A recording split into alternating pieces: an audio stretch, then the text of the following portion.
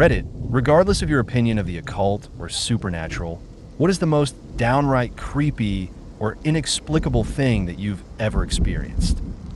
When I was around 10 or 12 years old, I had this habit of waking up before anyone else, often while it was still dark outside. I'd sneak downstairs, quietly avoiding the lights, and either watch TV or get on the computer in the basement. I knew the layout of the house well enough to navigate it in total darkness. To reach the basement, I'd go down 2 steps, past the back door, then turn left to head down another set of stairs. This was back when we had one of those old tube TVs, the kind that would flash a brief burst of white light when you turned them off. More than once, I'd catch a glimpse of that flash, bouncing off the wall at the bottom of the stairs, just as I started to descend.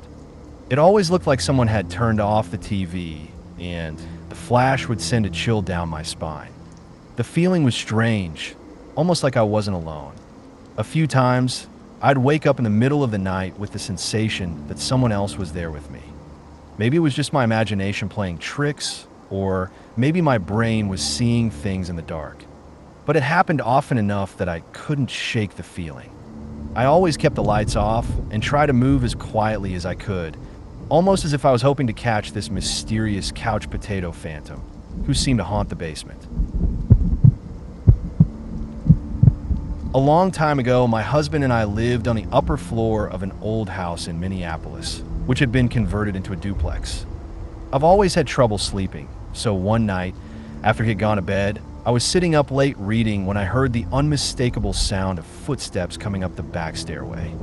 The back stairs connected the lower duplex, our place, as well as the attic and basement. The footsteps moved past our door and headed toward the attic, and I could clearly hear someone fiddling with the doorknob. Then, the footsteps turned around and went back down the stairs, only to return again. At that point, I woke my husband, and to my surprise, he heard them too. He was ready to go investigate, but I insisted we call the police. While we waited, we heard the footsteps again, this time crossing the attic, and then they suddenly stopped. The police arrived, checked everything out, and found no sign of anyone. No one was in the attic, and the doors were locked. They even searched the backyard, but found no footprints in the freshly fallen snow, no wet shoe marks on the stairs. It was as though nothing had happened. That was the only strange occurrence we experienced while living there, and to this day, it remains a mystery. When I was younger, I witnessed something truly unsettling involving a 12-year-old boy who I now believe was likely experiencing dissociative identity disorder. I watched in disbelief as he shifted between personalities right before my eyes. His face contorted, every muscle changing, his voice deepened and altered, and even his eyes seemed to change, with their dilation and movement becoming completely different. The new voice that emerged was chilling, unnatural, even sinister. He began making threats, vowing to harm his primary personality and everyone else in the room. The whole thing was deeply terrifying. At the time, I was much younger and unable to understand what I was witnessing. I thought it might be something supernatural like possession. Now, I recognize it as a mental health condition, but back then, it felt like something far darker and more mysterious. My bed used to shake at night. It wasn't from an earthquake or a passing train. I didn't live anywhere near the tracks. It felt like someone was standing at the foot of my bed, shaking the frame. At first, I was freaked out, but I eventually got used to it because my parents never believed me. Strange things would happen that I couldn't explain. I had a set of Simpsons figurines neatly arranged on a shelf, and one night, I heard them crash to the floor. I was half asleep, so I didn't pay much attention. But when I woke up, I saw that they weren't just knocked over. They were scattered all over the floor like someone had violently shoved them off the shelf. Another time, I was watching a movie on one of those old TV/VCR combos. I turned it off to step outside for a smoke. When you powered it off, the tape would automatically eject. But when I came back inside, the movie was playing again. The tape wasn't just back in the VCR, it had to have been physically pushed back in for that to happen. There was no way it could have done that on its own. It was the middle of the day, and I was driving down a street when I glanced at my rearview mirror to check for traffic behind me. To my shock, I saw a hand reach up from the back seat. I nearly swerved off the road in surprise, but when I quickly looked over, the seat was completely empty. I pulled into a nearby parking lot, still trying to process what I'd just seen. I double-checked the back seat. No people, no loose items, nothing out of the ordinary. There had been no major events in my life recently, no deaths of loved ones, and nothing that stood out about that particular spot on the street. It was just an ordinary part of the city, but what I saw was anything but ordinary.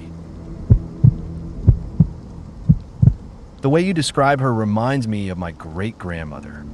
She passed away when I was 12, and everyone in our village knew her as Mother. After my parents' divorce, I lived with her for a few years, and she was nothing short of amazing.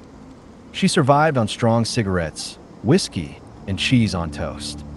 At about 5 feet 2 inches and incredibly thin, she had this quiet strength about her. Born in 1899, she battled cancer and had a hysterectomy in the 1930s. Not only did she survive, but she just kept going, always tough, always unstoppable.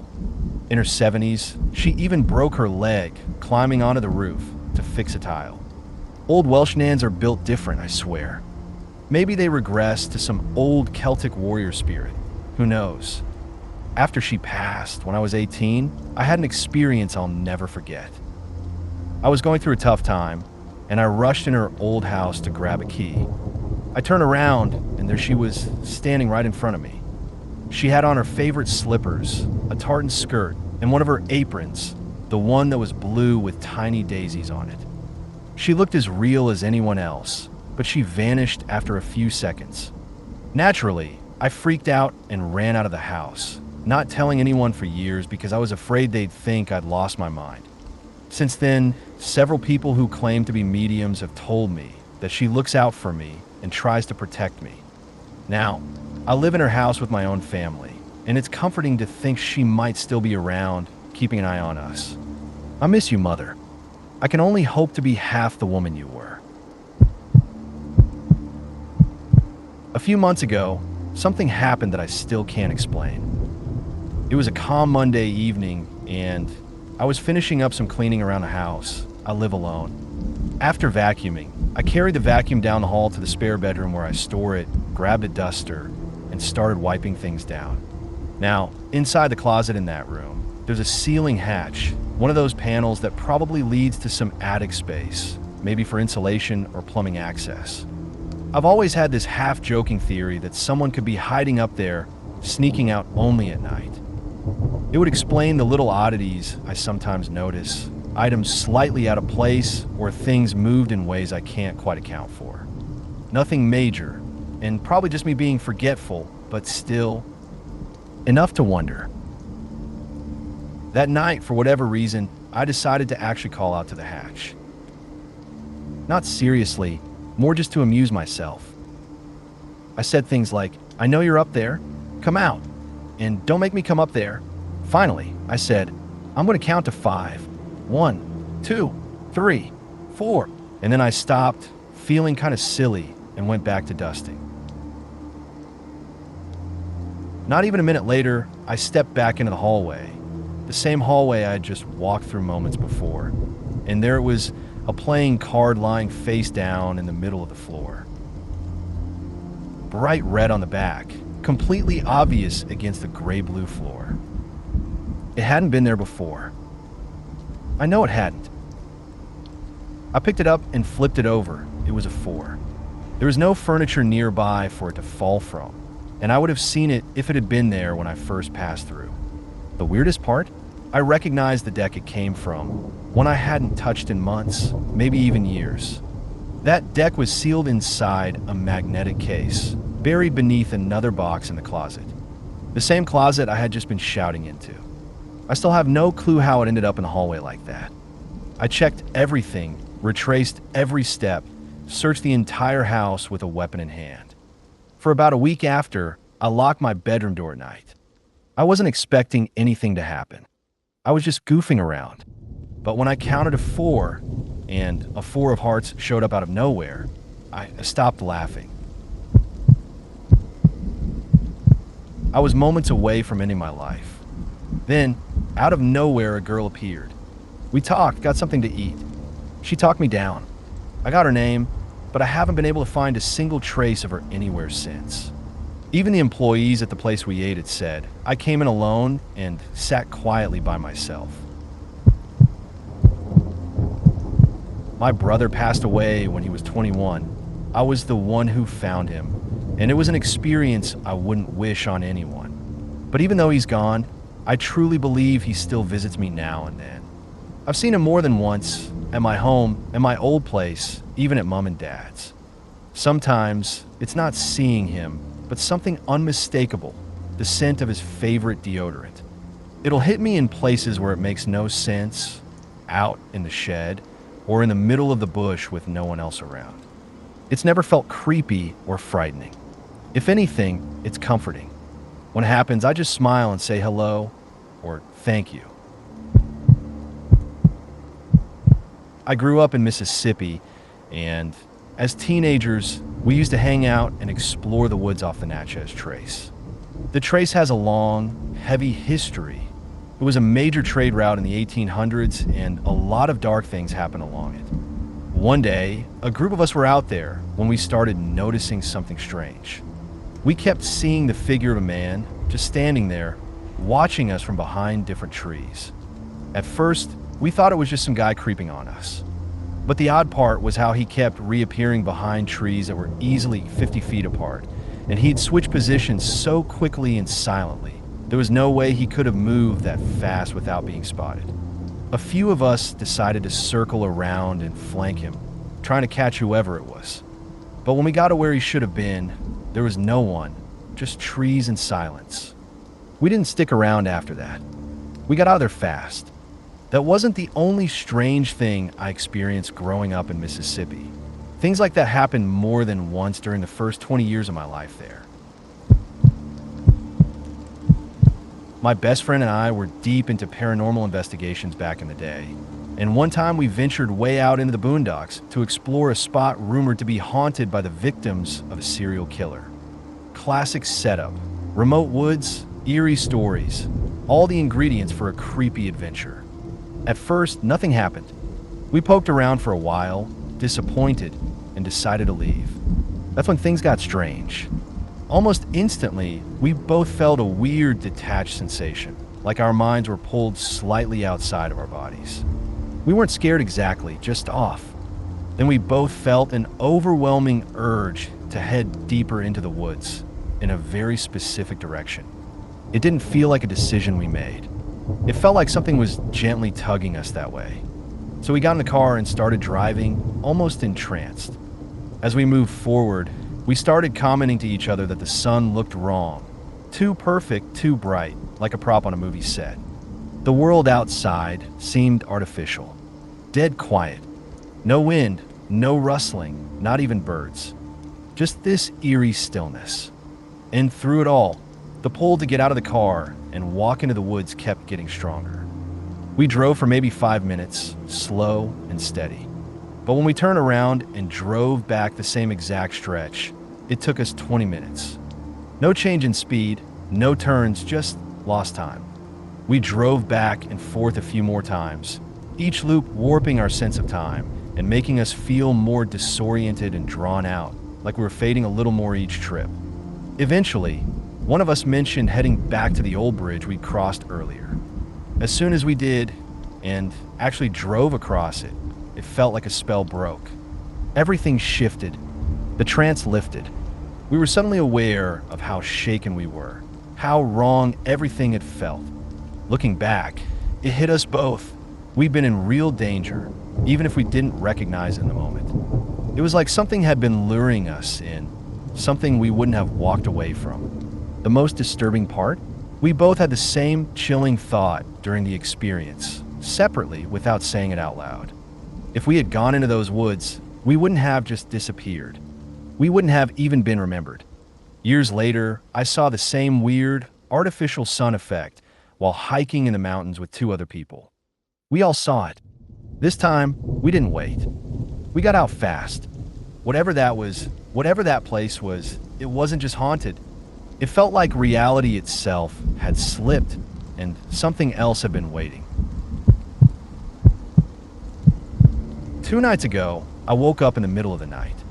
I wasn't sure what had stirred me, so I just lay there with my eyes closed, trying to drift back to sleep. A couple of minutes passed, maybe 2 or 3, when I suddenly heard a voice, clear as day, right next to my head. It said, "Mommy." Since I have kids, I instinctively assumed it was my daughter. I rolled over and quietly said, "What?" But no one was there. I sat up, confused, and checked the room. The door was still closed. No one could have come in or out without me hearing or seeing it. I checked on all the kids, and every single one of them was fast asleep, deeply asleep. There was no way it had been any of them. And here's the thing, it wasn't just in my head. The sound was so real and so close that it startled my son, who was asleep next to me. He jumped at the noise, so I know I didn't imagine it. But the worst part wasn't the voice, it was the feeling that came after. The atmosphere in the house shifted. It felt wrong, heavy, like something was there and it was watching me. I can't explain it, but the fear was immediate and suffocating. I eventually crawled back into bed, but I didn't sleep. I couldn't. When I finally glanced at the clock, 3 a.m., of course. It wasn't exactly creepy, but it's something that's always stayed with me. I was around 7 or 8, feeling a little scared one night, so I asked to sleep in my mom's bed. As soon as I snuggled up and started to settle in, I glanced up and saw an elderly woman sitting at the corner of the bed on my side. She wasn't solid, more like a pale, lighter shadow compared to the rest of the room. She didn't speak, didn't move, just sat there, quietly watching us. Startled, I sat up and waved my hand through the spot where she was. Nothing. She vanished. I dove back under the covers, heart racing, letting my imagination run wild until I finally drifted off to sleep. A few days later, I asked my mom if she believed in ghosts. She said she wasn't sure, kind of on the fence about it. I pushed a little more, and she admitted she'd had 2 experiences in the house involving a woman. That's when I told her what I saw. Years passed, and I started to wonder if maybe she just said that to make me feel better. So I asked her again, this time carefully avoiding any mention of the ghost beforehand. She didn't remember our previous conversation. My mom doesn't have the best memory, but she again described seeing a woman. I even asked her a 3rd time later on, and each time her answer was consistent. I'm convinced now that there was something there. We used to have these small bells hanging in the house, supposedly meant to ward off evil spirits, but we always thought of them as just decorations. Still, I sometimes think back to that quiet woman on the bed, and a part of me wonders if she needed something. I wish I could go back and help her. Back in high school, my friends and I used to spend our nights driving around on quiet backcountry roads. There are no drugs or drinking involved, just talking, laughing, and singing along to whatever was playing on the radio. It was something to do, a way to pass the time and feel free for a while. One night, it was just me and one of my girlfriends out for a late drive. Everything was normal until, out of nowhere, we saw a girl standing in the middle of the road. She was right there, so close that there was no way she could have stepped out in front of us without being hit. We both screamed, and my friend instinctively swerved and slammed on the brakes. The car skidded and came to a stop sideways across the road. Heart pounding, we jumped out to check on her. But there was no one there. Not on the road. Not off the road. No sound. No movement. Just eerie, absolute silence in every direction. Shaken to the core, we called a friend and begged them to follow us home. We didn't feel safe being alone after that. It's been over 15 years, and that moment still haunts me. Even now, just remembering it brings tears to my eyes. I don't know what we saw that night, but I know we both saw her, and I've never felt fear like that since. Some strange things have been happening lately, and since this is the 2nd time I've experienced it, I've started documenting everything in as much detail as possible. August 25th, 2020, 10:40 a.m. I was sitting in my office, which has a north-facing window that looks out over the lawn. Out of the corner of my eye, I saw what looked like the head of a young boy, maybe 4 or 5 years old, with light blonde or ginger hair darting past the window, running from the house toward the back fence. I immediately turned to follow it with my eyes, then opened the window within a second or two to get a better look, but there was nothing there. I went outside right away to check, but found no trace of anyone. Both of our cats were accounted for, one inside, the other napping to my left as I looked out the window. We do have a young son, but he was at daycare since 9 a.m., and he's not even tall enough to be visible from that window. The thing is, this isn't an isolated incident. My wife has seen the same figure, a small boy, peeking out from behind a door inside the house. She even recorded a video of loud, deliberate knocking from the other side of the door while she was home alone. And then it got weirder. My wife, who's much more of a believer than I am, invited a medium over. Without any prior details, the medium said we had a 5-year-old boy named James who loves to run down the lawn toward the apple trees at the back of the property. We don't have apple trees. But here's the catch. Our property was subdivided years ago, and it turns out there used to be an orchard exactly where that boy was seen running. I don't know what to make of it, but I'm starting to think we're not imagining this. When I was about 14, my family threw a big party. There were tons of relatives and friends, so my twin and I were allowed to invite a couple of our friends, both guys. Everyone was hanging out in the back garden, all cozy around a fire, and nobody was inside the house. This was November in the UK, so it was cold, and no one was dressed up or wearing anything too fancy. One of my friends needed to grab something from his bag upstairs. He went inside, and apparently as he passed through the house, he saw my sister, who was in her late 20s at the time, sitting around the living room. He greeted her, then went upstairs to get what he needed. When he came back outside, though, he saw my sister sitting with the group, bundled up in a big coat and jeans. He was confused.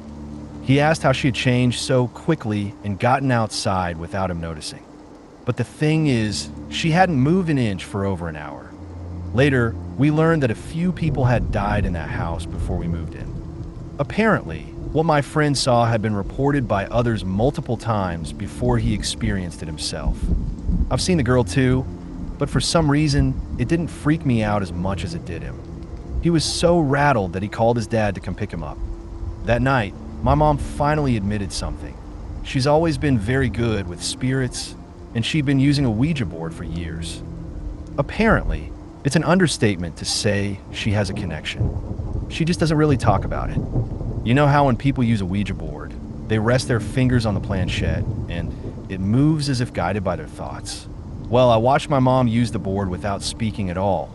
Her fingers weren't even touching the planchette, and it still moved on its own, answering questions. I couldn't explain it. To this day, my mom won't share 75% of what she learns from it. And no, there's no trickery involved, no magnets, no hidden devices. I'm a very logical person, and I can't explain how it works, but I know what I saw. She once got told she'd marry into the army, and that happened 5 years before I was born. She was also told she would have twins, and that happened too. But for some reason, she refuses to use the board at her own house anymore. She says, "It scares me," almost as if she knows something we don't. She's not creepy, though, just normal in every other way. Another time, I went with her to a spiritual reading at a church. She was skeptical, calling it made-up nonsense. But then a random guy came up to her, saying he could tell she had real abilities, and asked her if she would do a reading for him. She declined. I'm still not convinced by all the spiritual stuff, but the things I've seen with her, it's mind-boggling. It's like she can see right through you if she wants, like she's looking into your soul, but without being invasive or strange. Lately, she's been trying to block it out, but no one knows why. She won't tell any of us, my siblings, and I don't understand it. The last time it happened, my sister had to beg my mom to do a reading for her. My mom stayed quiet for a long time, just watching as the planchette moved on its own, spelling out a strange code. My sister eventually made her stop, but my mom refused to explain what it meant or what she asked. She hasn't done it since, and she won't talk about it. To this day, it still leaves us wondering what she knows that we don't. I was staying in my grandma's house, and my brother and I were sharing a room. We were having one of those late-night conversations, joking about how cool it would be if we could see Grandpa's ghost. Later that night, in the middle of our sleep, my brother got up to use the bathroom. A few seconds later, he came back, wide-eyed and panicked, saying that Grandpa was in the mirror. I thought he was messing with me, but when I turned to look, I saw it too. Grandpa was there, in the mirror, clear as day. He was transparent, just like you'd imagine a ghost, like the classic portrayal. He was wearing a suit and adjusting his tie. I could still picture it so clearly. It freaked both of us out, and we ended up sleeping in a different room that night. Now, I don't believe in supernatural stuff at all. I'm usually pretty skeptical about things like the afterlife and ghosts. But that moment, I can't explain it. It's still so vivid in my mind. I almost wish I could see it again now, just to try and understand what happened back then. This happened about 2 years ago, and every time I talk about it, I still get chills. I worked at a large hotel, 300 rooms, 2 bars, 2 restaurants, and a small music venue. It was a beautiful place, but being 50 years old, things were constantly in need of repair or renovation. At the time, I was under an immense amount of stress. My husband had just started dialysis due to end-stage renal disease. Our eldest daughter had just given birth to our grandson at only 23 weeks. He weighed just 1 pound 9 ounces, and at his lowest, he dropped down to 1 pound. I had to keep working through all of it. It was a lot to handle. One evening, I came in for my shift and realized that I hadn't brushed my teeth. This was unusual for me, so I grabbed a toothbrush and toothpaste and went to the bathroom just off the lobby. The hotel was unusually quiet, so I thought I'd quickly freshen up before starting work. The moment I stepped into the bathroom, I felt a chill, and it seemed darker than usual, as though they had switched to different dimmer light bulbs. I walked to the sink, but something felt off. I had this overwhelming sense that someone was there with me, even though I knew I was alone. I started brushing my teeth, but when I looked in the mirror to brush my tongue, I saw a deep cut appear down the center of it. It was bleeding, and I kept spitting and rinsing, trying to stop the blood, but the feeling in the room grew more suffocating, like it was closing in around me. I spat one last time, feeling lightheaded, and bolted out of the bathroom, running straight to the back office. The receptionist immediately stood up when she saw me, her face full of concern. I was sure I was bleeding all over the place and felt completely unsteady. There was a mirror in the back office behind the front desk, so I rushed to it, desperate to see what was happening in my mouth. I opened my mouth in front of the mirror, and nothing. No cut, no blood.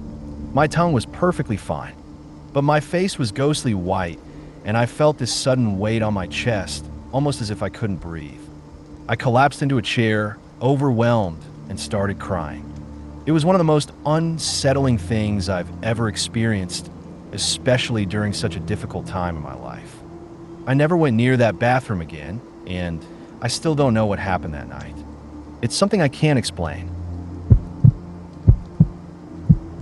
Back in 1980s, my Aunt Kay, then in her early 20s, was in a transitional period. Before marrying my uncle, she would make long drives between her parents' place and my uncle's, visiting him across several states. He had just graduated, and she hadn't yet moved out to be with him. It was a lengthy drive through the desert, often taking hours. This desolate highway had stretches hundreds of miles long where you might not see another driver, let alone a gas station. One day, Aunt Kay embarked on one of these journeys. A couple of hours into the drive, she noticed a dark vehicle slowly gaining on her. She barely registered it as she sang along to Les Miserables until the vehicle got aggressively close. She turned off the music and looked in her rearview mirror, seeing the vehicle flash its brights and a hand pointing at her car. motioning for her to pull over. Alarmed, she quickly slowed down, looking for a safe place to pull off the road, assuming something must be wrong with her car. The moment she started to pull over, she said she felt and heard as clear as day, "Don't pull over." Then again, stronger, "Don't pull over." Call it God, intuition, or just a gut feeling, but a jolt of adrenaline and fear shot through Aunt Kay's body as she hit the gas and sped back onto the highway. Heart pounding, she silently questioned what had just happened as she saw the dark vehicle accelerate behind her. It continued to follow closely, flashing its brights and motioning for her to pull over. Fear and confusion set in as Aunt Kay wondered what was going on. Why was the driver signaling her? Was there something wrong with her car? And what was that strange warning she had felt?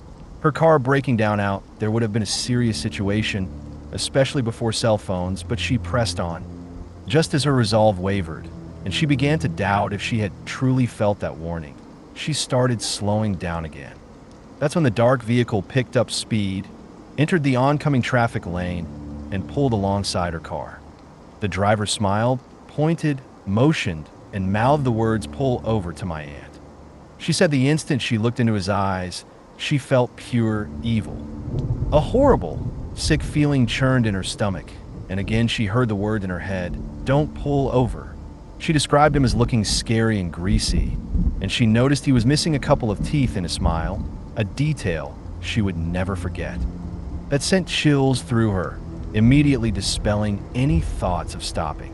She slammed on the accelerator, trying to lose him. He chased after her. When she slowed, he slowed. When she sped up, he sped up. It got to the point where he began trying to push her car off the road. Aunt Kay was on the verge of tears as this creep continued to terrorize her, alone in the middle of nowhere. Finally, after what felt like an eternity, she saw a couple of semi-trucks in the distance. She felt that if she could just get close to them, or even get between them, she would be safe, so she sped towards them. He continued to flash his lights, honk his horn, and try to hit her car until she was close enough to the trucks. As she maneuvered between them, she saw the dark vehicle slow way down and eventually disappear from view. She stayed with the trucks for a couple of hours until she felt safe enough to pull over at a gas station and cry. Fast forward several years. My aunt and uncle were married. He was working a law firm in Las Vegas as a high-profile criminal prosecutor. She was now a full-time mom of several young children. Since I've known my aunt, she's been obsessed with true crime. Dateline, 2020ths, and unsolved mysteries were always playing at their house. This day was no different.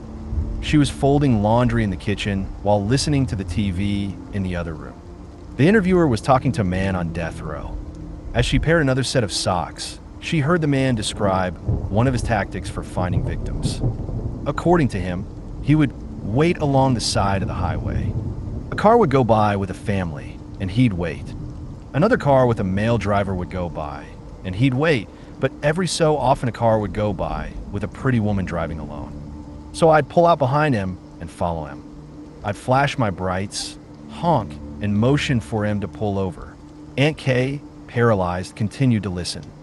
When they would eventually pull over, I'd tell them to pop the hood, and I'd be able to tell them what was wrong with their car. They would, and I'd yank a couple of wires. When the car wouldn't start, I'd tell them, "No problem, my buddy has a shop in the next town. I can give you a ride, and he'll give you a fair deal."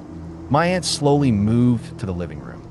They'd get in, and I'd rape and kill them, bury him anywhere in the desert. When asked how many times he did this, he responded, "They'll never find all the bodies. I can't even count." And how many got away? 2 or 3. My aunt stood alone, staring at the same toothless grin she had seen on that highway that day. It was Henry Lee Lucas. Thanks, Charlie. My aunt lives about 4 hours north of where I grew up, in a quiet suburban neighborhood. It's the kind of place with 2-story houses, typical middle-class homes, nothing fancy, just basic.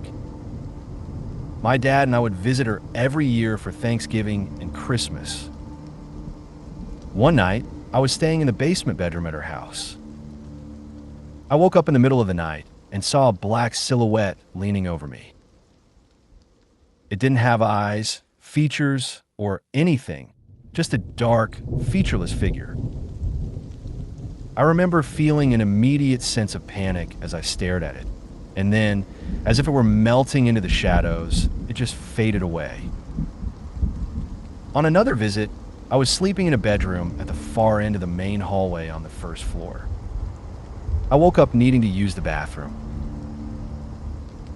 As I stepped out of the room and started down the hall, I looked up and saw the same black silhouette gliding across the opposite end of the hallway, moving from the dining room to the living room.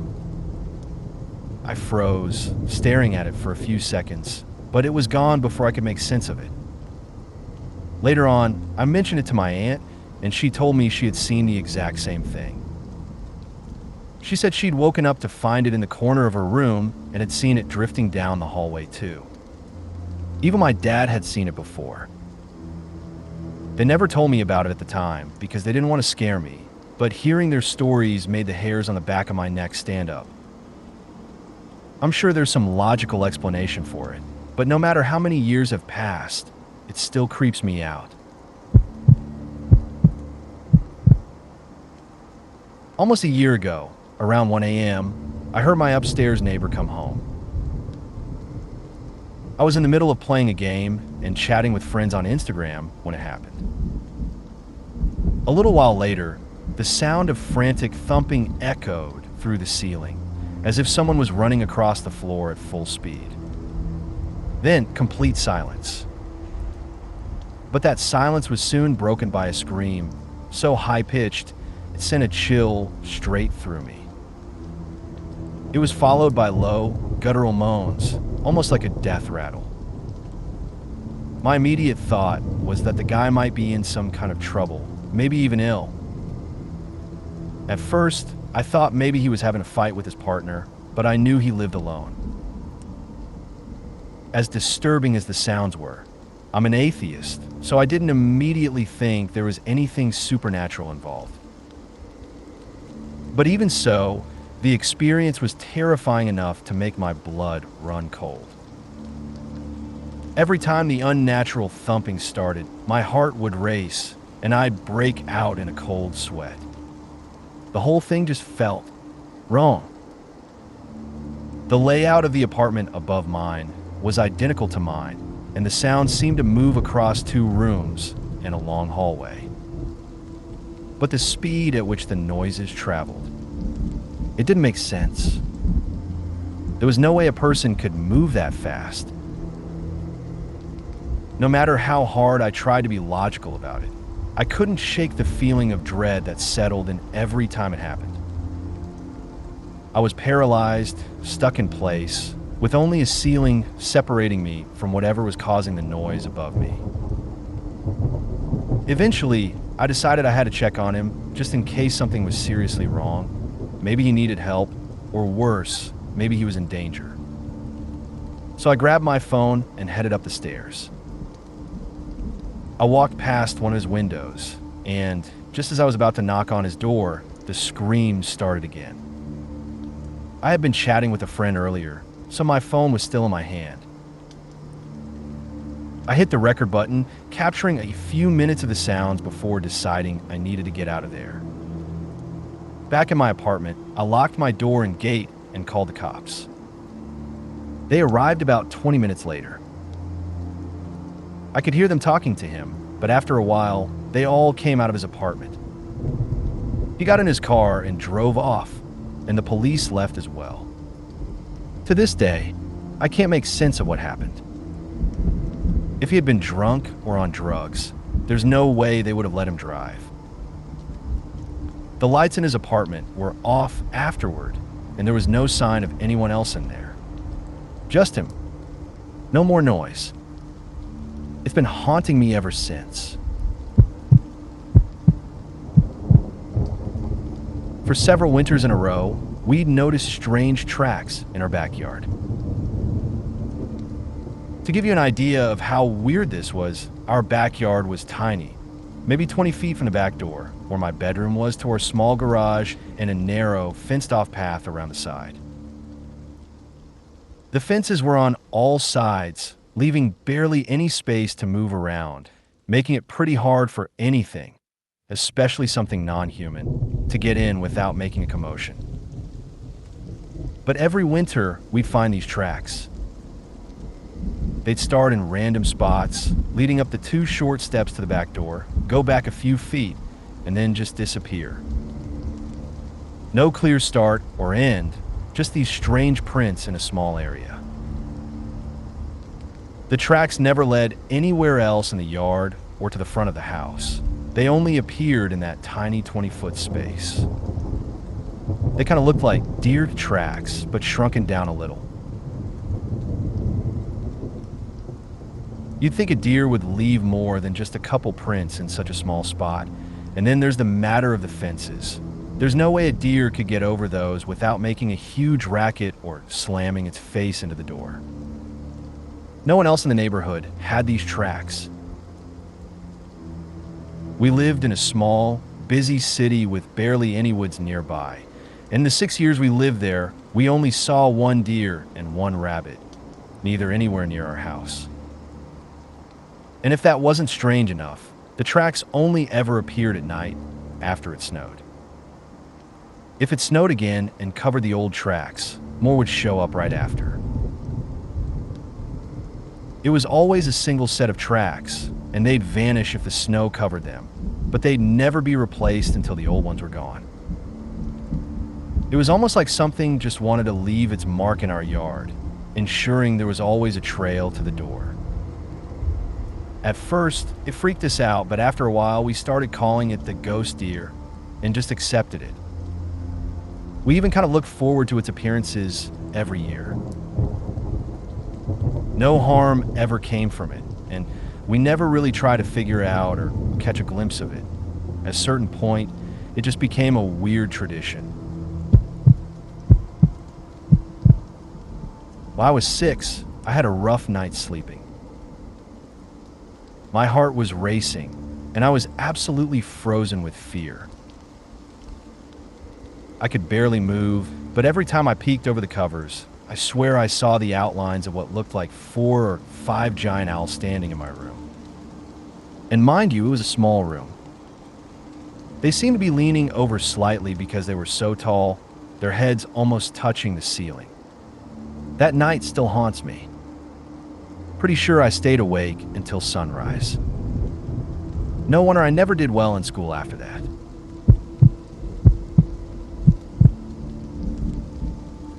I was put on Ambien for a long time due to my disability, which made it almost impossible for me to sleep.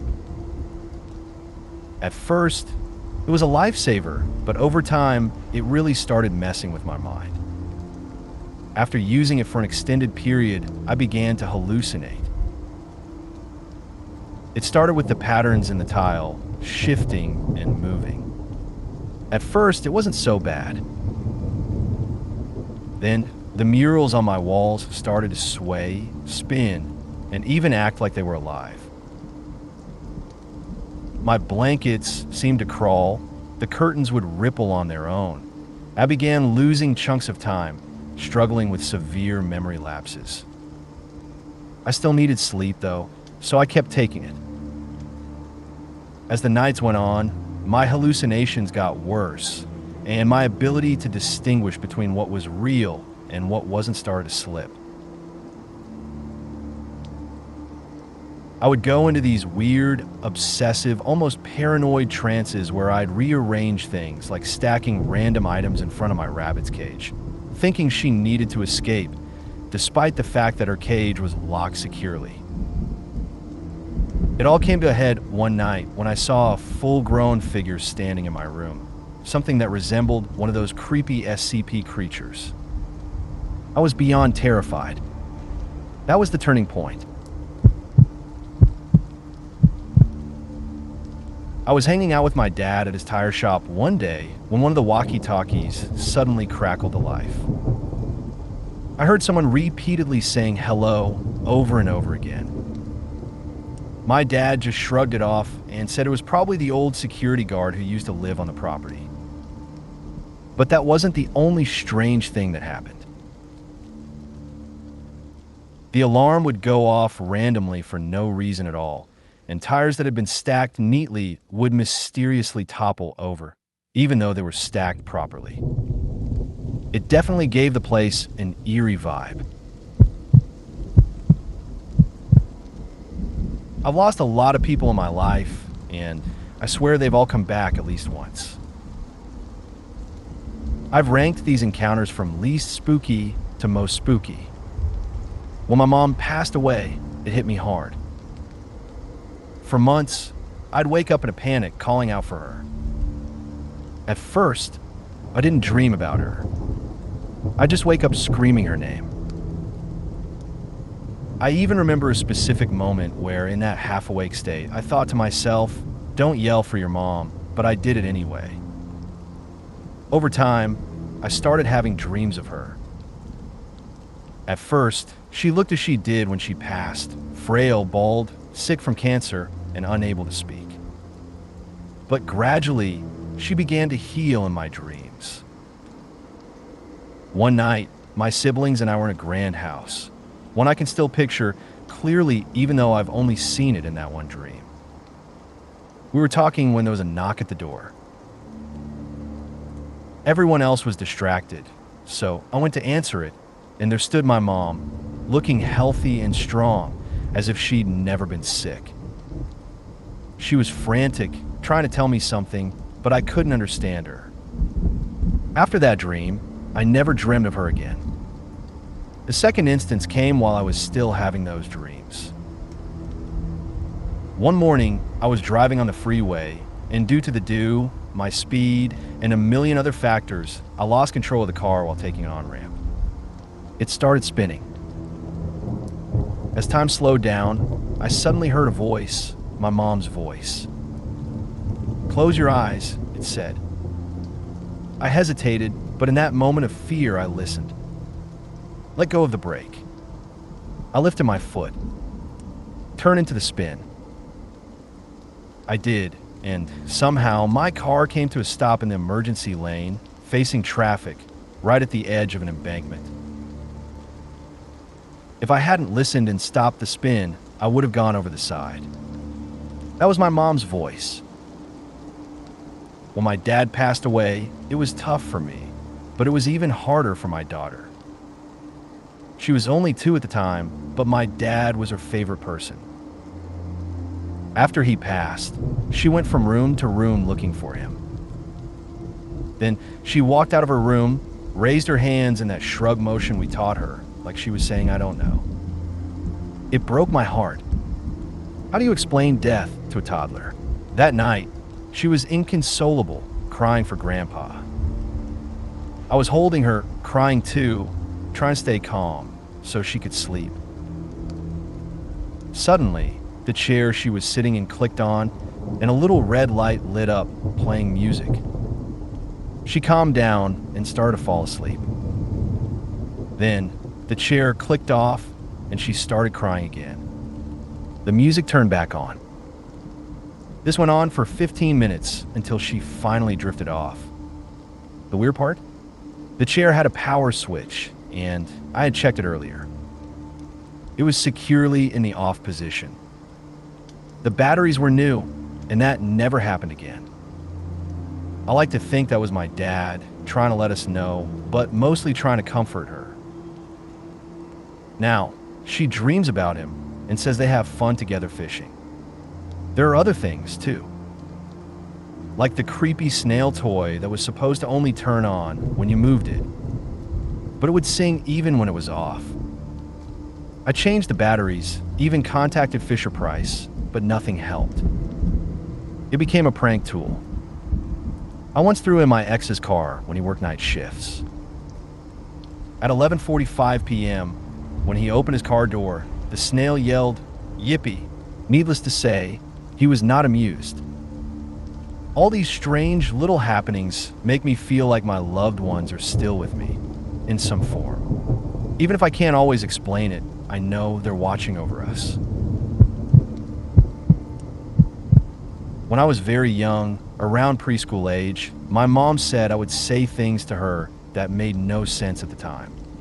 One day, I told her Don't you remember when we all wore long skirts and all the men carried guns on their hips?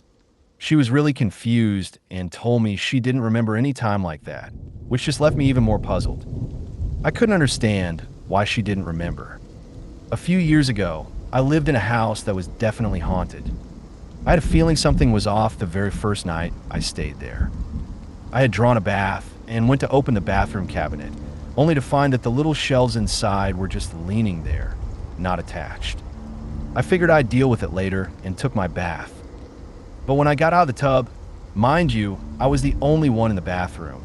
Those shelves were suddenly in place, screwed in like nothing had ever been wrong. I stood there thinking, okay then. When I casually mentioned it to my landlord, who had grown up in that house, he looked a little uncomfortable and eventually admitted that the house was haunted. He even told me he'd seen a shadow man when he was a child.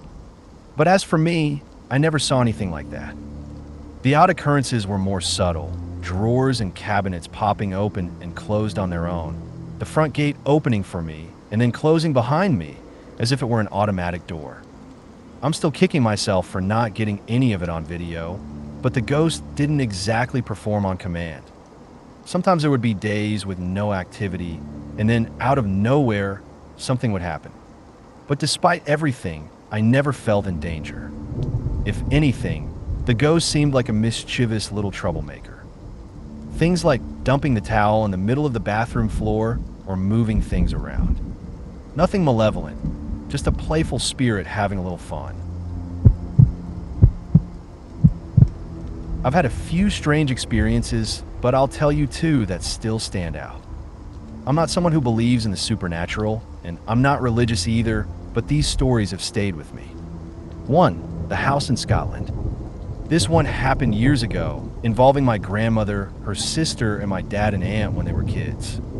They went to Scotland for a weekend seaside vacation and found a house for rent through an ad in the paper. Back then, all communication was done by letters, so they wrote to the person renting the house, and they exchanged letters about the details and agreed on a time and price. When they arrived, they met the owner to get the keys and settled in. My dad and aunt were playing with a stray dog in the area, while my grandmother and her sister took care of other things. My dad remembers walking to a nearby farmhouse to get milk.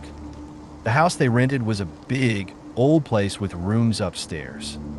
My dad asked if they could bring the dog inside for the night, and the adults agreed, though they said the dog couldn't sleep in the bedroom with them. That night, the kids stayed in one room, and the adults stayed in the room across the hall. In the middle of the night, they were all jolted awake by the terrifying sound of stomping footsteps at the bottom of the stairs. The kids ran to the adults' room, but the sounds didn't stop. There was also the unmistakable sound of a heavy chain being dragged across the floor, like it was pulling something heavy, maybe a chest. The dragging chain made its way upstairs, and the chest was thumping up the stairs, making awful noises all night.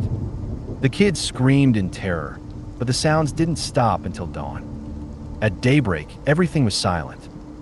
They packed up quickly, went downstairs, and found the dog trembling, completely terrified, with its fur standing on end. The dog bolted out the door as soon as they opened it and ran off into the hills. They left the house in a hurry, heading back home, but when they told their husbands, they didn't believe them. The story kept coming up in family conversations, though, and a year later, my grandmother, aunt, and their husbands decided to go back to that seaside town. They drove up to where the house had been, but to their shock, there was no house, only a large oak tree standing in the middle of the lot. Perplexed, they went to the farmhouse where my dad had gotten the milk and asked the family living there about the house. The family was just as confused and told them there had never been a house there. They had lived on the farm for 20 years, and the lot had always been empty. There are so many strange details about this story. It's almost like they stumbled across a parallel time or some kind of weird time loop. I interviewed everyone involved separately, and they all recalled the events very similarly, with the same details and emotions. 2. My dad's miraculous recovery. The second story is about my dad, who was diagnosed with terminal non-Hodgkin's lymphoma. The doctors told him he had about 2 months to live. He had tumors in his armpits, groin, back, stomach, and bowels. But what happened next was nothing short of miraculous. While in the hospital, he had a powerful and vivid experience with what he described as a being. It started with a surge of liquid energy blasting through his eyes and all through his body. He said his whole body started shaking on the hospital bed as this energy coursed through him. Then he had visions of supernatural landscapes, vivid and red, and incredibly beautiful, but also intense. It was so overwhelming that he couldn't keep his eyes closed any longer. When he opened them, the experience stopped. I remember getting a call from him around 2 a.m. That night, he was crying and laughing at the same time, repeating over and over how incredible it was, what had just happened. The next day, the doctors came in to do tests, blood work, a physical, and scans. More doctors came in, all baffled. They told him there was no sign of cancer in his body. My dad just looked at them and said, "I know, can I go home now?" That was over 25 years ago, and my dad is still around, cancer-free. Both of these experiences still haunt me in a way. They challenge everything I thought I knew about reality and time. And sometimes I can't help but wonder if there's more to this world than we can explain. When I lived at my mom's house, it was way out in the middle of the Missouri forest, about 5 to 10 minutes from town, and the nearest neighbors were at least a 3/4 mile walk away. My room was on the ground floor, on the far side of the house from anyone else. I always liked having the windows cracked open for some fresh air, with the blinds down to cover most of the window, leaving just a small gap. One night, I woke up and I was certain someone was watching me from that open part of the window. I told myself they'd go away as long as I stayed still and didn't move. My heart was pounding, but I didn't dare shift a muscle. Looking back now, I realize it was just sleep paralysis. But at the time, it felt all too real, and it still gives me chills when I think about it. When my dad passed away from lung cancer, I was 10 years old. I'm 18 now. During his illness, he slept downstairs in a spare bedroom just off the living room, while my mom, brother, and I stayed upstairs. One night, I was in the living room turning off the TV and lights, getting ready to head upstairs to bed. Then, I heard it, someone heavily sprinting up the stairs. The thing is, my mom, brother, and both of our pets were all already upstairs, and my dad was in his bed downstairs. It was way too loud and too fast to be an animal. Definitely sounded like a person running up the stairs. Needless to say, I freaked out. I ran to check on my dad, asking if he had heard it, and he said no.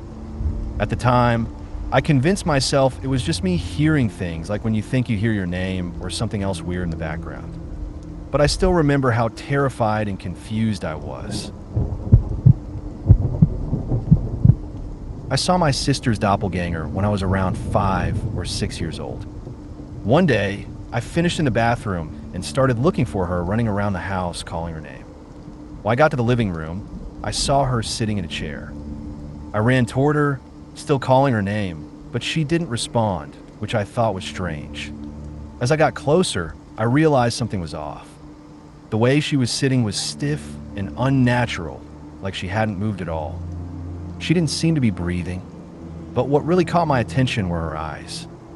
They looked completely lifeless, staring blankly at the wall, as if she didn't even notice me. I called her name again, but she didn't blink or react. I reached out to touch her, but as my fingers got closer, a sense of dread washed over me. I panicked and ran to my parents' room, screaming for my mom. When I found my sister, she was sitting at our PC, playing like nothing had happened. I asked her why she was in the living room, but she had no idea what I was talking about. I tried to brush it off, though I was still unsettled.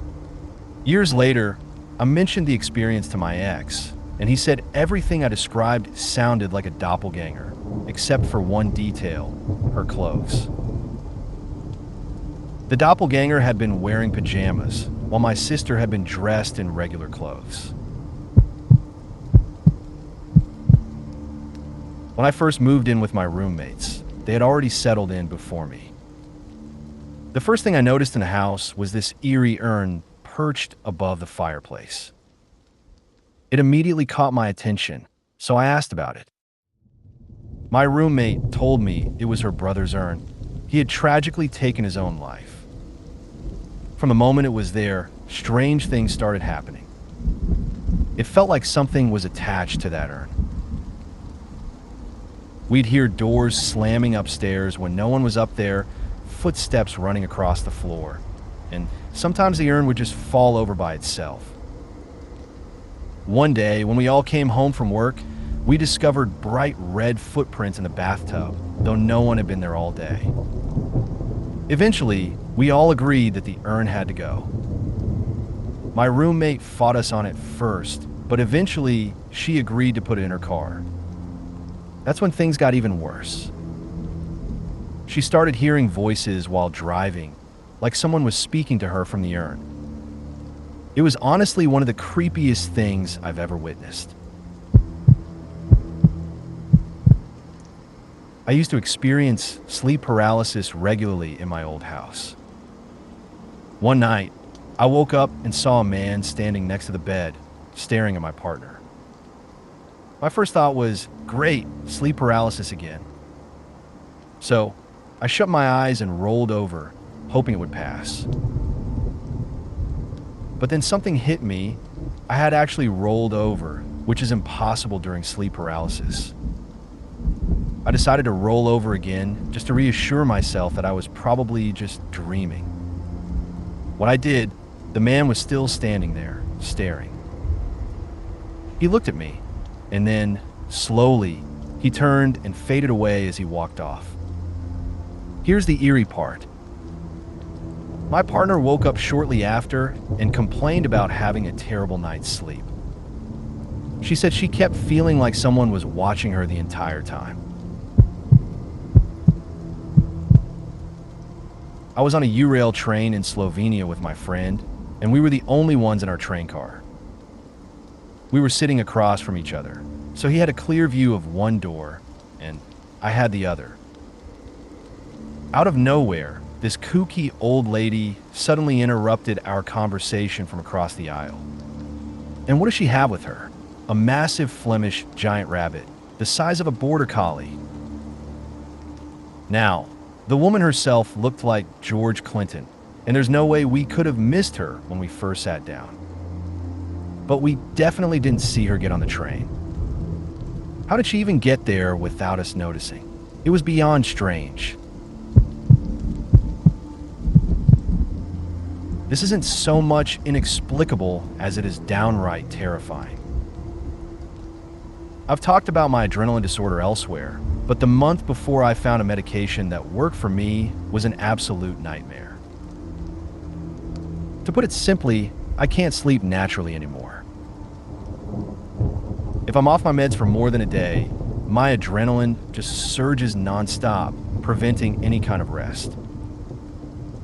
That month, I was essentially dying a slow death from sleep deprivation.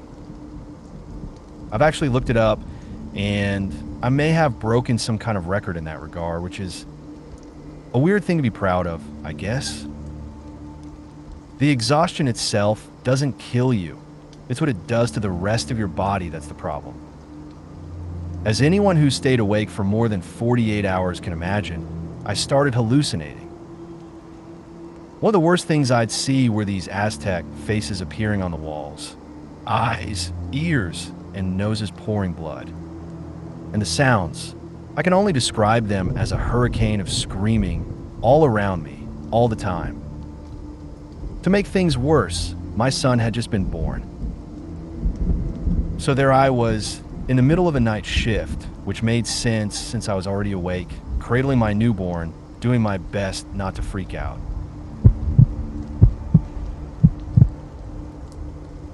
In the early 1990s, I was a child living in the East Bay, California, with my parents in a large apartment complex. My grandmother also lived in the same complex, and after school, she would babysit me. One evening, my dad was walking me home, and we happened to stop while he chatted with a neighbor. I sat on a bench, gazing up at the sky. As I stared up, I saw something that made my heart skip a beat, a round, disc-shaped craft with lights around the edges. It moved smoothly, rotating as it flew eastward. I remember thinking, so they do look like that. I didn't say a word to the adults.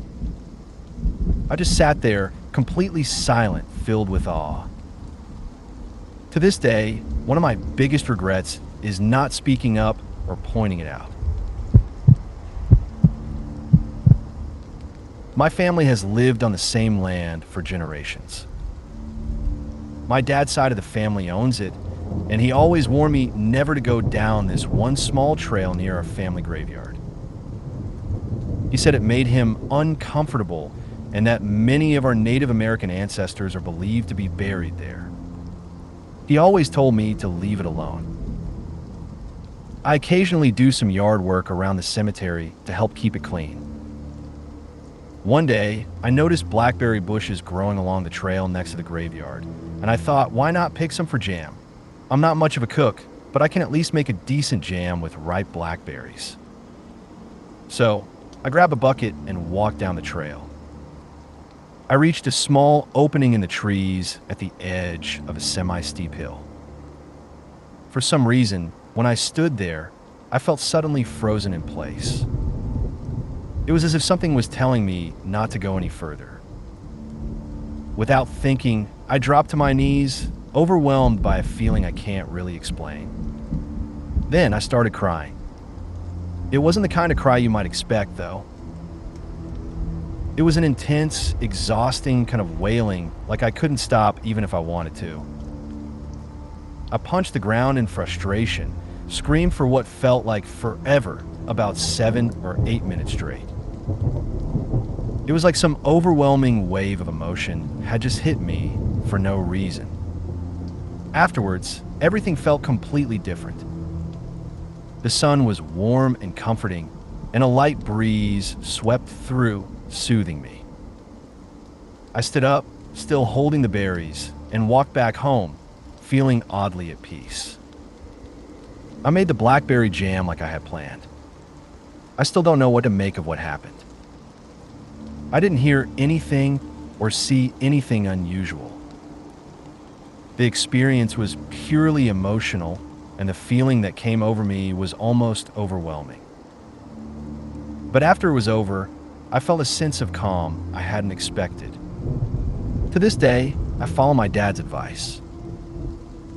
There's something about that area, something odd and unsettling, and I think it's best left undisturbed.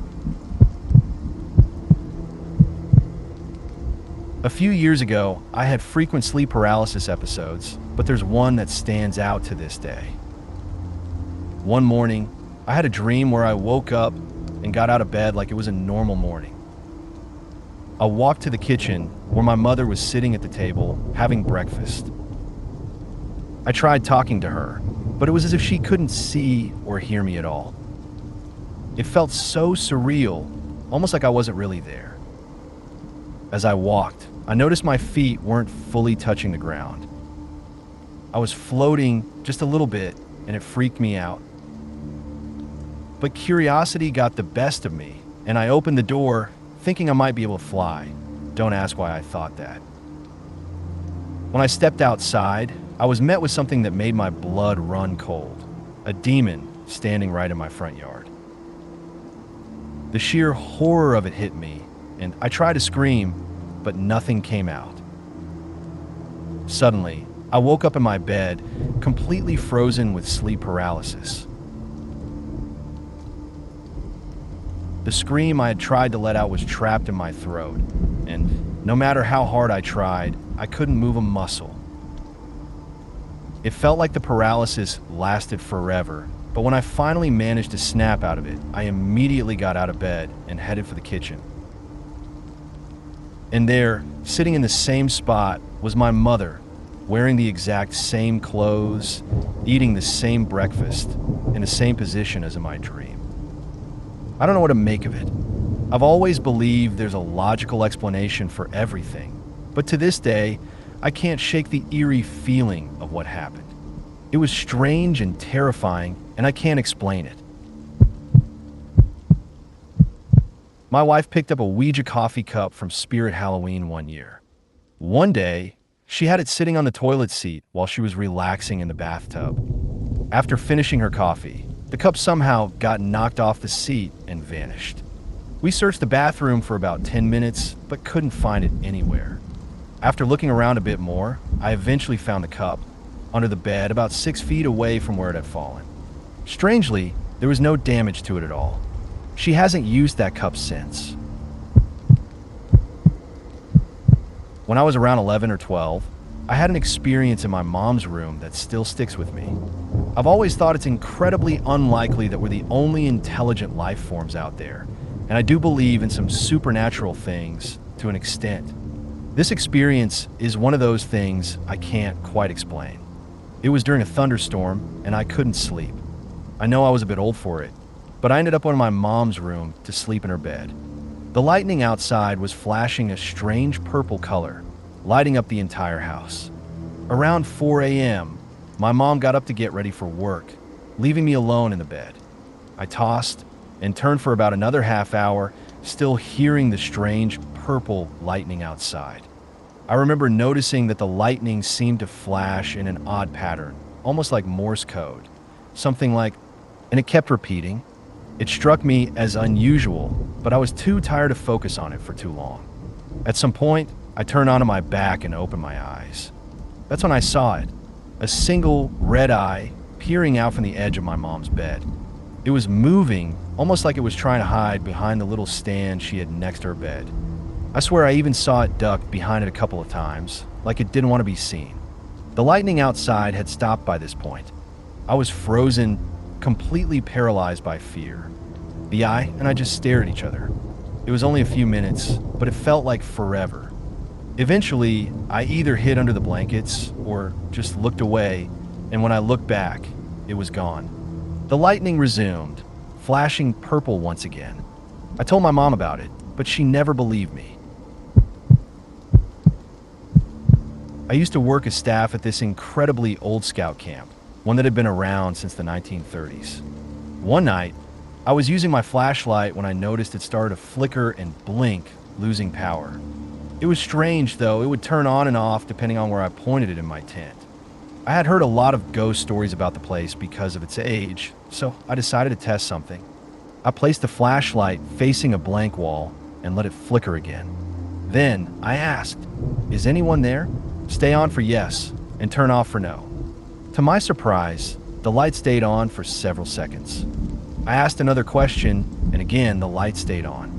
I continued asking yes or no questions for about 5 minutes, and each time, the flashlight would either stay on for a few seconds or turn off for a few seconds before returning to its flickering state. But after a while, the responses stopped, and the flashlight just died. I never got another answer after that. I wasn't very close to my mom growing up, and after I moved away, I pretty much cut ties with her for a while. We'd exchanged the occasional email, but I knew almost nothing about her life during that time. I remember, at one point, I was working a lot and feeling completely exhausted from an early shift, so I decided to take a nap. I'm the type of person who remembers my dreams, but the vividness of this one still sticks with me, even years later.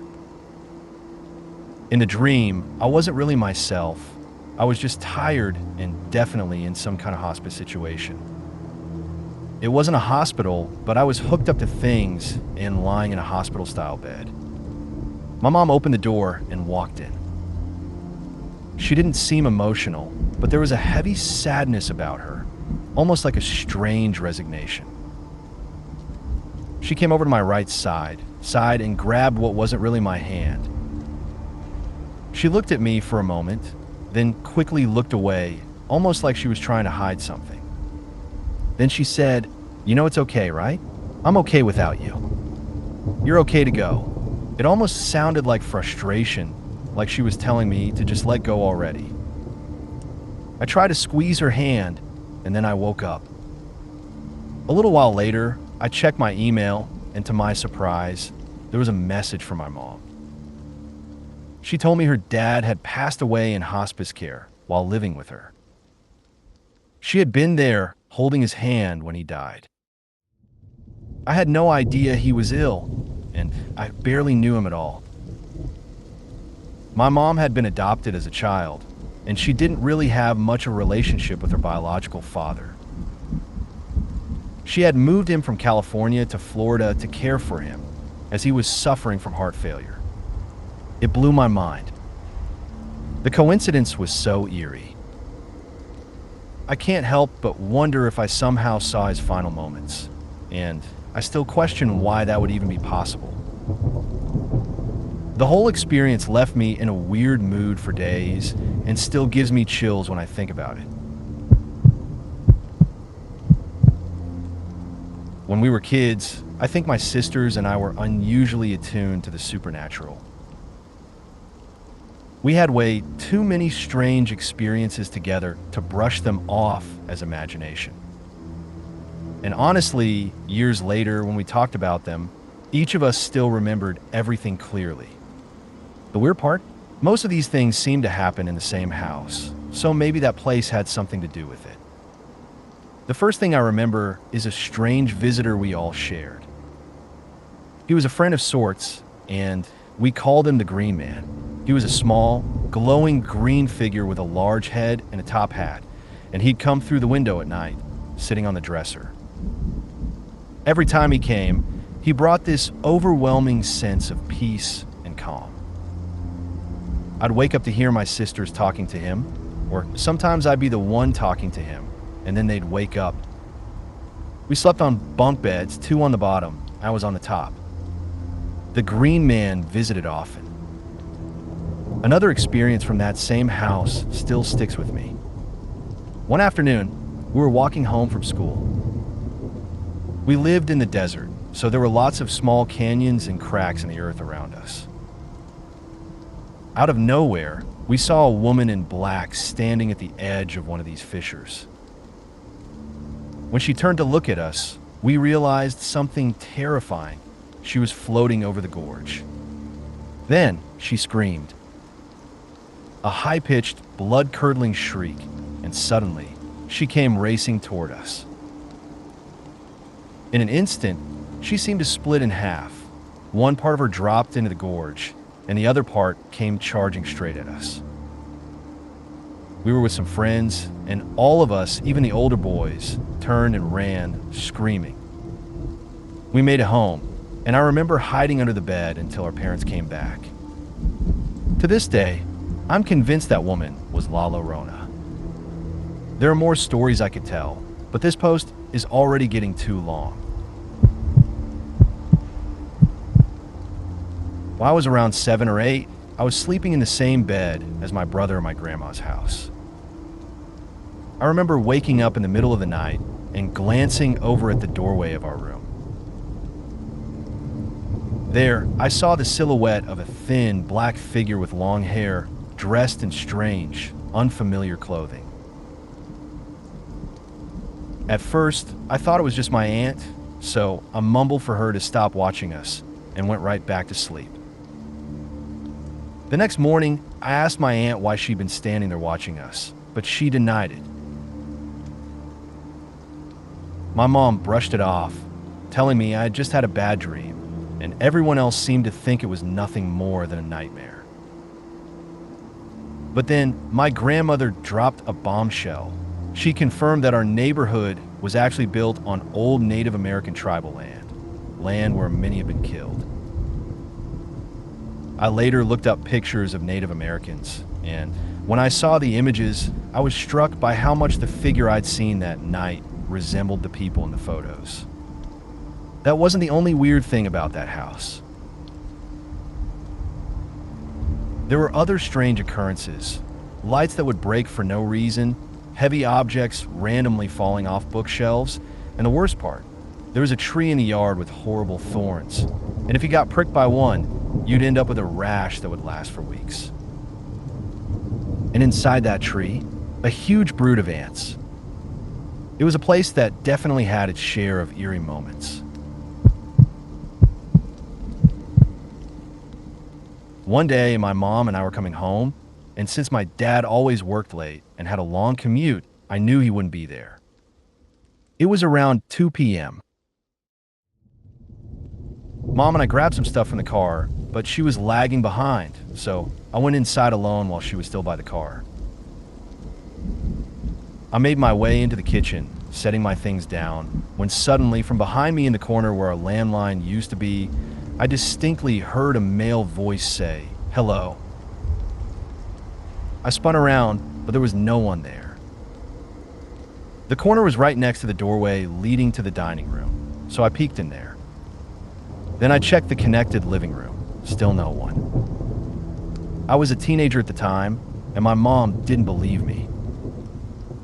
She completely dismissed it. That same house was strange in other ways, too.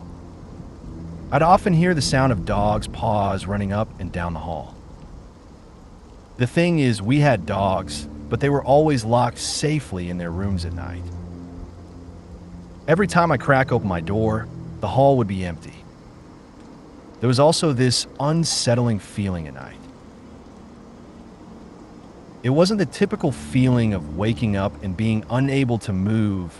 No, it was more like when I was lying there trying to fall asleep, a heavy weight would press down on me, lingering for minutes before finally lifting.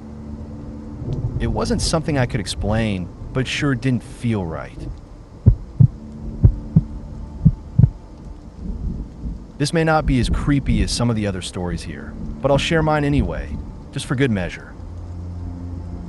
One day, I saw my doppelganger outside, staring directly at my window.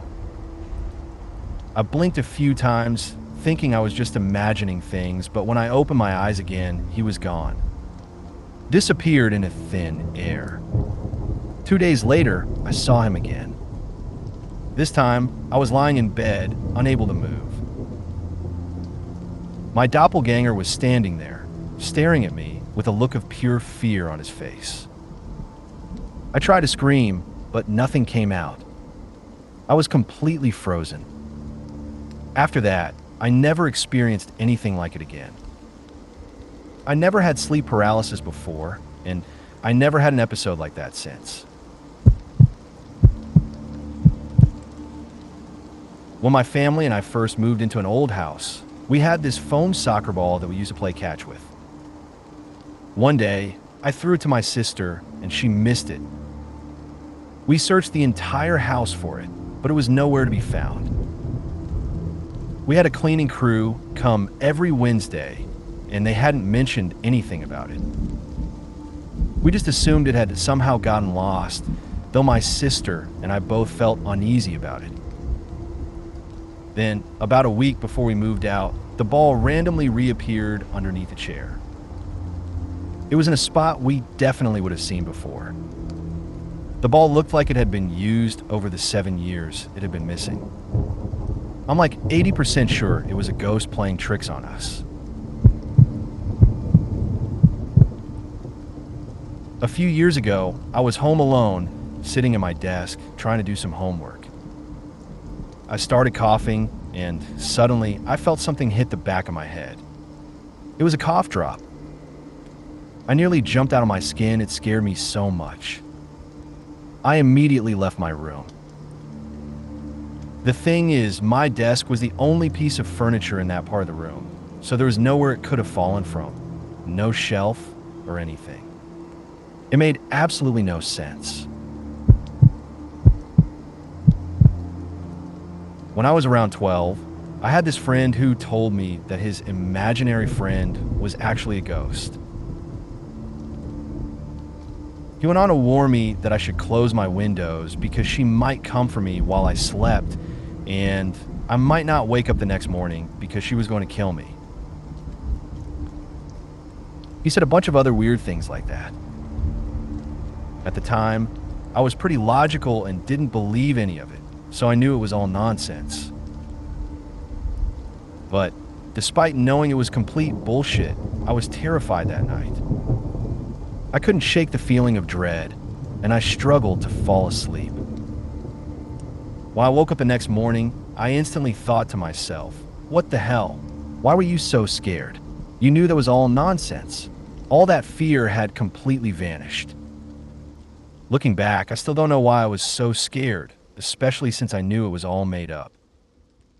It was like my brain knew better, but my emotions just didn't get the memo. That's honestly really eerie.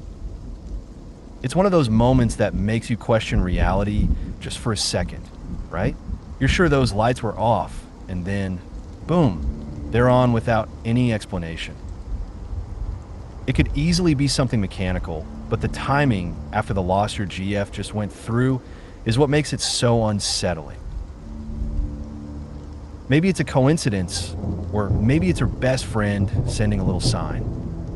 Who knows? It's easy to dismiss these things, but sometimes there are just too many strange moments to ignore. I wonder if the lights flickered or had any other pattern to them. Like, was there any kind of rhythm to when they turned on or off? Sometimes when these kinds of things happen, it can feel like the spirit is trying to communicate something, even if it's just a gentle reminder that they're still there in some way. Have you had any other odd things happen recently? Sometimes these kinds of experiences tend to pile up once the first one happens. It might just be one of those quiet, subtle signs that give us a little nudge to think about things in a different way. I have this weird wall in my house that's just a room divider. It has a light switch, but nothing else, just a plain, empty wall. One day, I was sitting at the kitchen counter when I heard a knock coming from that wall. It was so distinct that I got up and checked the other room. But when I looked, it was totally empty. No hidden spaces, no way for someone to be there. I stood there for a moment, trying to make sense of it, but nothing made sense. A couple of days later, I was coming out of the laundry room, which leads into a hallway near the same wall. As I walked down the hall, I heard this tapping sound, like when dogs walk on hard floors, their nails clicking. I assumed it was my dog, so I went to check, but there was no one there. I walked into the room where she usually hangs out, and sure enough, she was lying down, completely relaxed. There was no way she could have gotten to that hallway without me hearing her or seeing her pass by. The hallway was empty, and she was nowhere near it. It left me feeling a little uneasy. Something's not right with that wall, but I can't figure out what. When I was around 6, I had this strange experience at my grandparents' house. One night, I woke up in the middle of the night and noticed something odd. There was another room. The room I was in was my grandparents' room, and the only thing separating it from this fake room were the windows that made up most of the outer wall. What made it even stranger was that when I woke up, the blinds were open, they never are, and the lights were on, even though it was midnight. The other room looked like a black and white version of the room I was in, only with different colors. On the other side of the windows, there was a young woman who seemed to react to whatever I did. She looked like a younger version of the girl from The Ring, except her hair was shorter and it didn't cover her face. I don't remember anything else after that, but it was so weird, and I can't stop wondering what it was.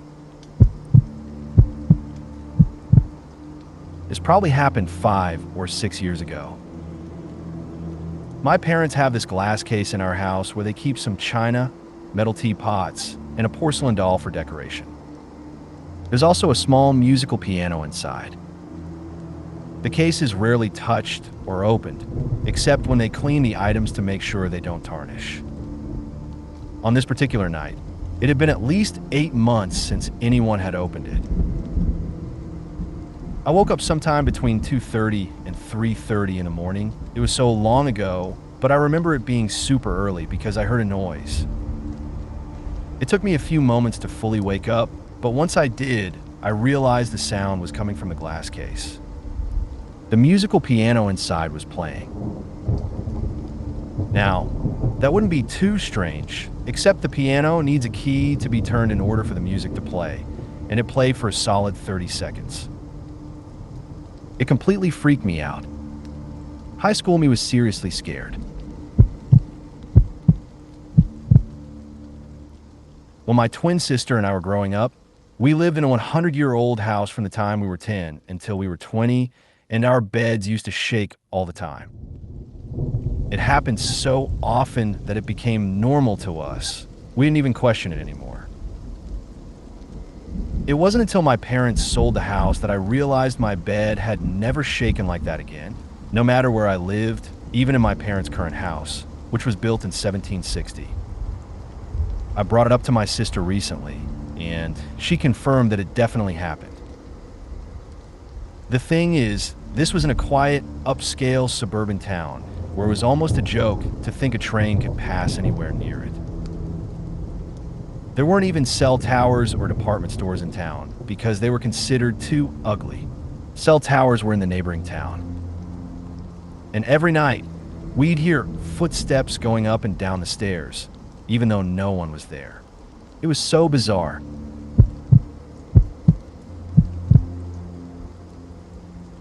I was deep in a nightmare when I started to wake up, still half trapped in that hazy, uneasy space between dreaming and consciousness. As my eyes adjusted, I saw a small hand slowly reach around the door frame, and then a raspy little voice croaked out, "Mommy me." I immediately screamed. And then, to my horror, the voice at the door also started screaming, which scared me even more. I panicked, yanked the blanket over my head, and screamed louder.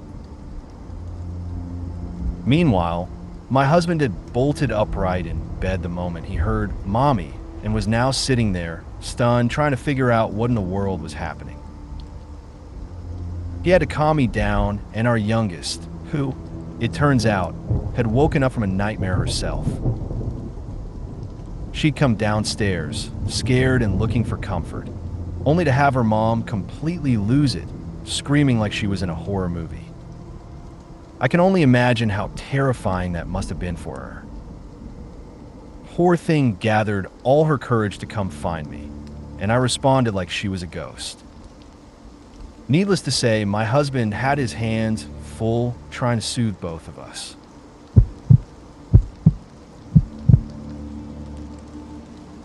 My grandpa had a bad back, so sometimes in the middle of the night, he'd get up and stand against the corner wall near the kitchen, rubbing his back just to ease the pain.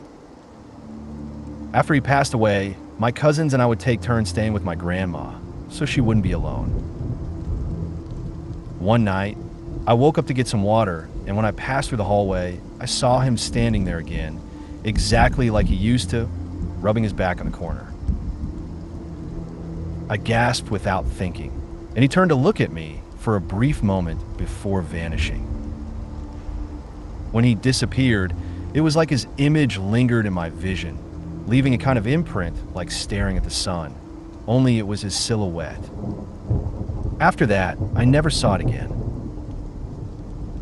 But here's the odd part. Sometimes, even though he nailed the window shut in the room where he passed, it still opens itself on its own. It's something that's happened a few times, and we still can't explain it. If you made it to the end of the video, thanks for watching. Don't forget to like, subscribe, and share, and we will see you in the next video.